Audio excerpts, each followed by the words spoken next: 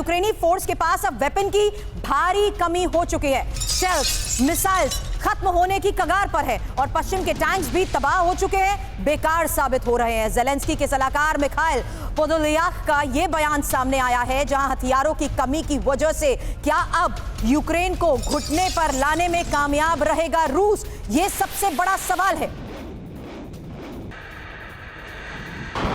अब हथियारों की इस कमी के साथ साथ यह समझना जरूरी है कि क्या यूक्रेन सरेंडर करेगा।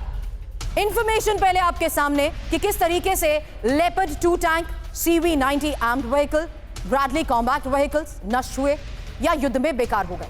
पश्चिम के कुछ हथियारों पर रूसी फोर्स ने हालांकि कब्जे करने का भी दावे किए। पश्चिम के हथियारों के पार्ट्स भी खराब साबित किए गए और यह भी कहा जा रहा है कि इन्हें बदला नहीं जा सकता है। हालांकि लॉन्ग रेंज मिसाइल्स का भंडार खात्मे की कगार पर आ चुका है। आर्टिलरी शेल्स, ग्रेनेड सिस्टम की कमी से भी यूक्रेनी फोर्स जूझ रही है। डीमाइनिंग मशीन्स की कमी से यूक्रेनी फोर्स को आगे बढ़ना भी अब मुश्किल साबित हो रहा है।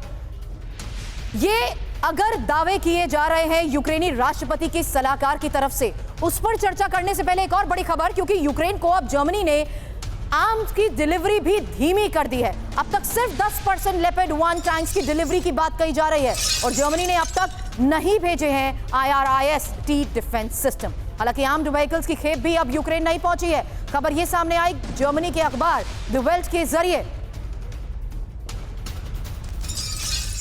अब जर्मनी जिस तरीके से हथियारों की कमी का यह दावा कर रहा है, उस लिहाज से आगे चर्चा करने से पहले यह समझना जरूरी है कि जो वादे किए गए थे वो नहीं निभाए गए। जर्मनी का ये धोखा, हथियार आखिर गए कहां?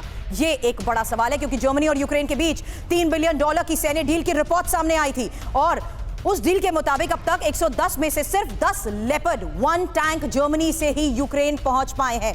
हालांकि महत्वपूर्ण यह है कि किस तरीके से 4 IRIS-T मिसाइल डिफेंस सिस्टम में से एक भी कीव नहीं पहुंचा है। अब तक 20 मॉडर्न आर्म्ड व्हीकल्स कीव रवाना नहीं किए गए हैं और महत्वपूर्ण यह है कि किस तरीके से अब तक 26,350 आर्टिलरी शेल्स में से सिर्फ 850 शेल्स की ही डिलीवरी की गई है। इसके साथ ही आपको बता दें 5032 एंटी टैंक हैंडगन सौंपे जाने की भी डील पर सस्पेंस बना हुआ है। अचल सर, ये फैक्ट्स क्या साबित कर रहे हैं कि अब हथियारों की इसी कमी की वजह से घुटने पर लाने पर मजबूर हो जाएगा रूस यूक्रेन को?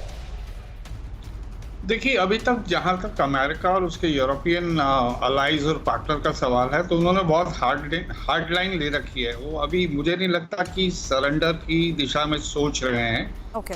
हाँ, वगैरह में जैसे टॉक्स हो रही हैं तो कोई बीच का वाया मीडिया निकालने की कोशिश हो रही है और अभी भी उनकी कमिटमेंट यही है कि ये लड़ाई वो जारी रखेंगे जब तक it is required. You know, they will support किएव till such time as it is required। क्या ये एक अच्छा मौका नहीं है रूस के लिए सर?